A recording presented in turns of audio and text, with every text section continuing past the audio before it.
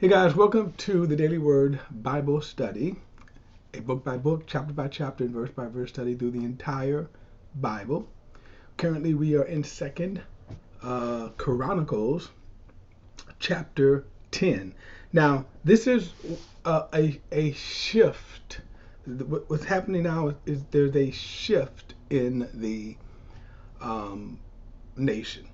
We went through this before, and we studied this in Second Kings, or actually First Kings. I'm sorry, where Solomon has now passed away, and so his son Rehoboam takes the throne.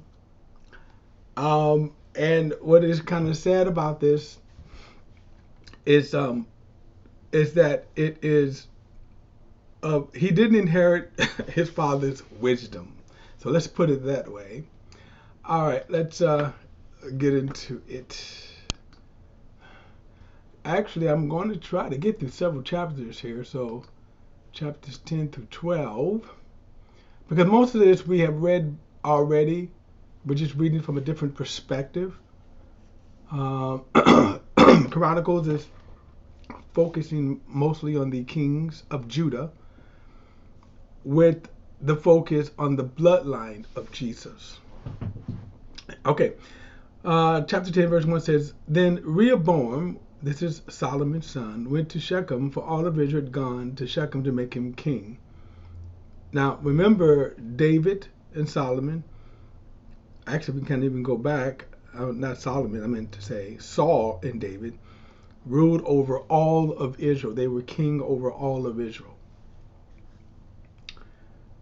It says, when Jeroboam, son of Nebat, heard about it, when Jeroboam, son of Nebat, heard about it, for he was in Egypt, where he had fled from King Solomon's presence, Jeroboam returned to Egypt. Now, you have to kind of go to Kings to get the backstory of Jeroboam. Chronicles did not highlight or talk about Solomon's apostasy. But in his latter years, remember, this is where the 700 wives and 300 concubines came into play. And he turned to idolatry. He built pagan altars to all of his pagan wives. It caused him to turn. And at the time, he sought to kill Jeroboam, and that's why it said he fled to Egypt. Now, God had actually prophesied, sent a prophet to prophesy to Jeroboam that he was going to tear the kingdom and give Jeroboam 10 of the tribes, which, of course, became the northern tribes. And when Solomon found out about it, he tried to kill him, and that's why he ran to Egypt. So verse 3 says, so they summoned him. Then Jeroboam and all of Israel came and spoke to Rehoboam. Your father made our yokes difficult. Therefore lighten your father's harsh service and the heavy yoke he put on us, and we will serve you forever. Now, this is one of the wisest advice he could have taken right here. And sadly, even today, you have wicked politicians that won't heed this simple thing.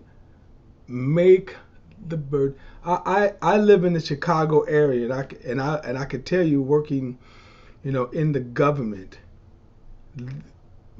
it almost like, put it like this: most government officials do not care about the tax burden that they lay on the people. In other words, they could blow $5 billion. Their solution is raise the taxes. Okay, so that's that's what the sinful nature, sinful world we live in. You remember that there was a heavy taxation during the years of the building of the temple. There was heavy taxation also to support, Solomon's lavish, opulent lifestyle. They're saying, ease up on it. And they said, and the people will serve you. Rehoboam replied, verse 5, Return to me in 3 days. So the people left. Then King Rehoboam consulted with the elders who had served his father Solomon when he was alive, asking him, how do you advise me to respond to these people? Actually, so far, so good. But we already know the story. They replied, if you will be kind to this people and please them by speaking kind words to them, they will be your servants forever. Now that's what he should have kind of looked up. These people are going to serve you, but that's not the way he's going to take it. Verse 8. But he rejected the advice of the elders who had advised him, and consulted with the young men who had grown up with him, the ones serving him. He asked them, what message do you advise we send back to these people who said to me, lighten the yoke of your father put on us? Then the young men who had grown up with him told him, this is what you should say to the people who said to you, your father made our yoke heavy, but you make it lighter on us. This is what you should say to them. My little finger is thicker than my father's lions, not lions, but loins. Okay. Now therefore, my father burdened you with a heavy yoke, but I will add to your yoke. My father disciplined you with whips, but I will with barbed whips. So Jeroboam and all the people came to Rehoboam on the third day, and just as the king had ordered, the king returned to me on the third day. And the king answered them harshly. King Rehoboam rejected the elders' advice and spoke to them according to the young men's advice, saying, my father made your yoke heavy, but I will add to it. My father disciplined you with whips, but I will with barbed wire. Foolish, foolish, foolish. Foolish, foolish, foolish. The king, verse 15, the king did not listen to the people because the turn of events came from God, in order that the Lord may carry out his word spoken through Ahijah the Shilonite to Jeroboam, son of Nebat. Now, this was in Kings. You see this. Now, it's kind of interesting, this here, when you see one, on the one hand, and you can actually say this, God actually uses the sinful nature of men to work his will. Okay? And think about this. Even with the prophecy, he is still giving them a chance. Jeroboam could have said, well, God, I have the prophecy. I have the prophecy. But yet, in a sense, he still was given a chance, and they still just kind of ignored it. Verse 16. When all of Israel saw that the king had not listened to them, the king the people answered the king, what portion do we have in David? We have no inheritance in the son of Jesse. Israel, each man to your own tents. David, look after your own house now. So all of Israel went to their tent, but as for the Israelites living in the cities of Judea, Rehoboam reigned over them. And the king Rehoboam sent Hadoram, who was in charge of the forced labors, but the Israelites stoned him to death. However, King Rehoboam managed to get in his chariot and flee to Jerusalem, and Israel is in rebellion against the house of David until this day. Now again, remember I said you see this term until this day. It's very interesting since the timing of this writing here, the section of it is obviously before the great Babylonian exile. All right, chapter 11. When Rehoboam arrived at Jerusalem, he mobilized the house of Judah and Benjamin, 180,000 choice warriors, to fight against Israel to restore and reign Rehoboam. But the word of the Lord came to Shimei, the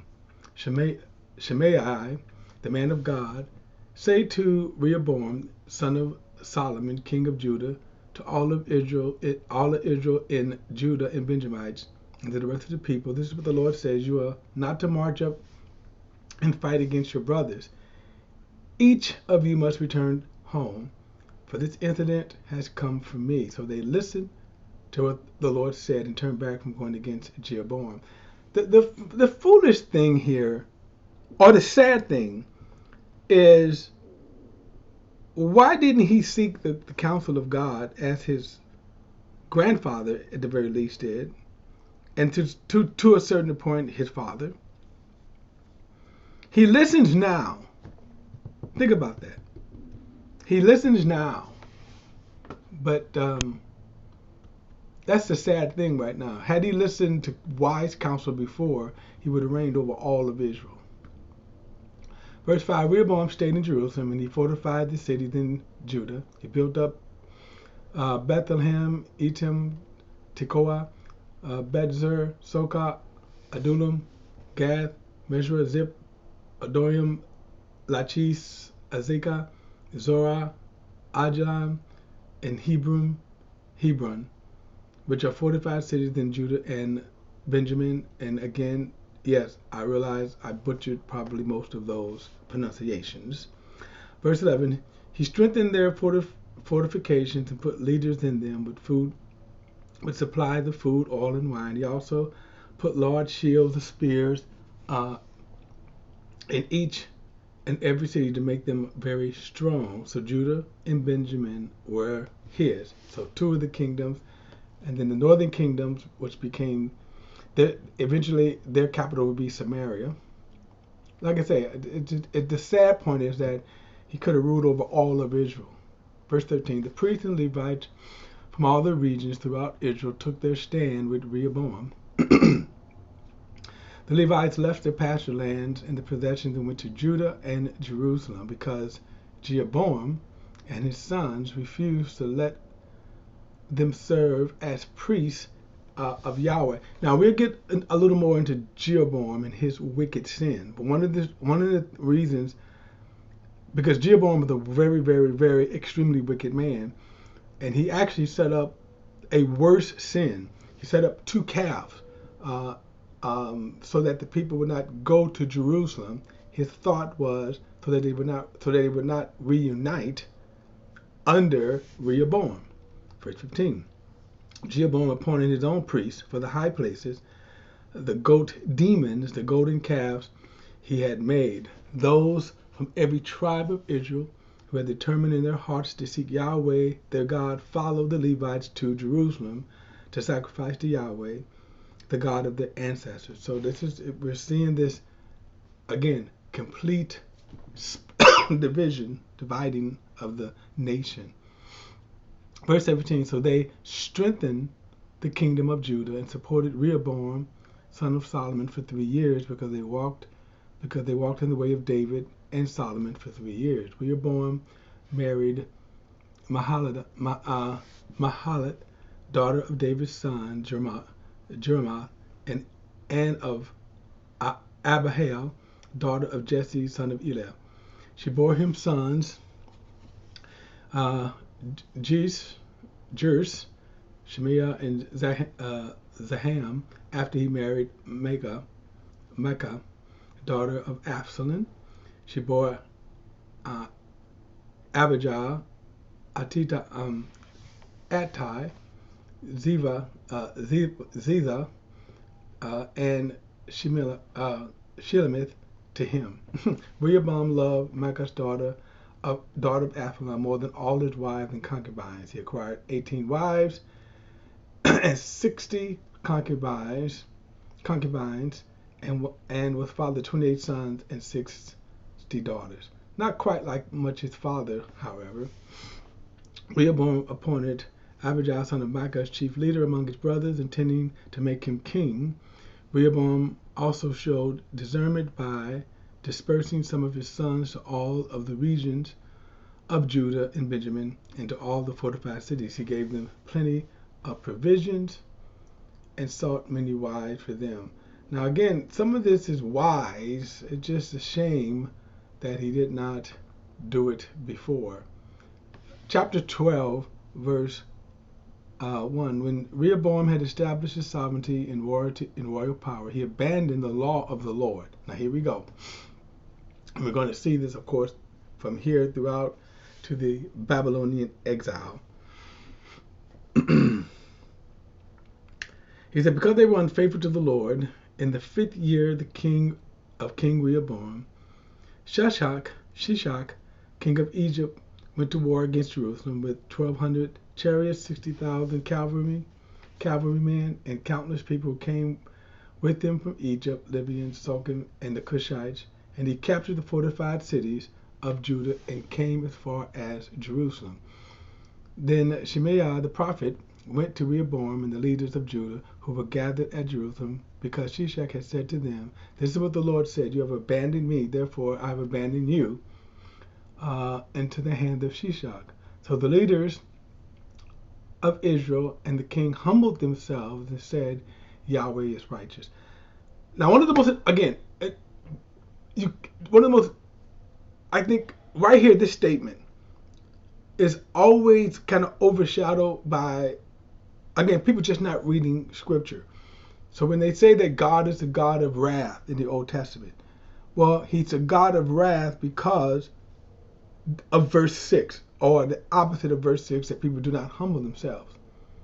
Now, even in this, it took this great humiliation and great defeat. But notice what happens when they humble themselves. Verse 7. When the Lord saw that they humbled themselves, the Lord's message came to Shemaiah, and they have humbled themselves. I will not destroy them, but will grant them a little deliverance. My wrath will not be poured out on Jerusalem through Shishak. However, they will become his servants, so that they may recognize the difference between serving me and serving the kingdoms of other lands. So King Shishak of Egypt went to war against Jerusalem. He seized the treasuries of the Lord's temple and the treasuries of the royal palace. He took everything. He took the gold shield and that Solomon had made. King Rehoboam made bronze shields in their place and committed them to the care of the captains of the royal escorts who guarded the entrance of the king's palace. Whenever the king entered the Lord's temple, the royal escorts would carry the shields and take them back to the royal escort armory. When Rehoboam humbled himself, the Lord's anger turned away from him and did not destroy him completely. Besides that, conditions were good in Judah. So again, never underestimate humbling yourself before God. But they didn't. That's the sad point there. They just did not. All right. Verse 13. King Rehoboam established his royal power in Jerusalem. Rehoboam was 41 years old when he became king, and he reigned 17 years in Jerusalem, the city the Lord had chosen. From all the tribes Israel had put in his name. Rehoboam's mother name was Naamah,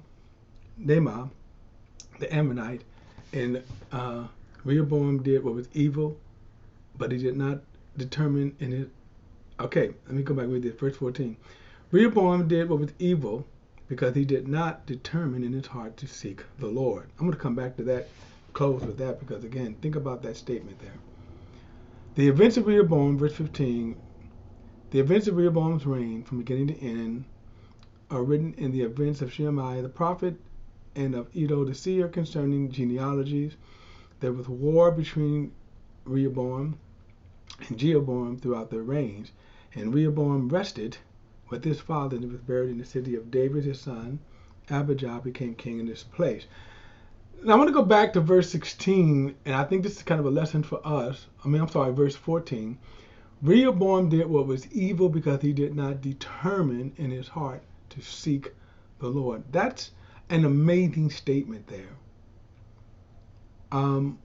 Because the reverse of that is that if you determine, now understand the context that we have to kind of put this in, that if you determine to seek the Lord, you will do what's right. And even in this time when the people were in sin, in other words, they wasn't born again, David, though imperfect, always sought to seek the Lord. And that's why he was labeled as the greatest godly king ever. The greatest godly king ever.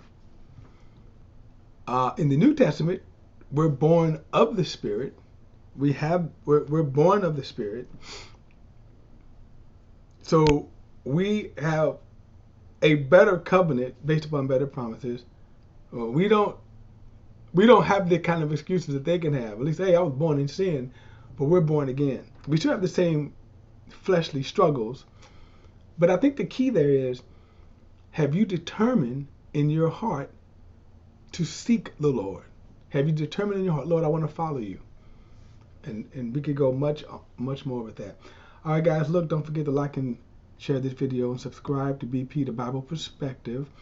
And as always, if you have a thought, a comment, add it to the comment section below. Remember, all comments are welcome. Don't forget to hit that subscribe button.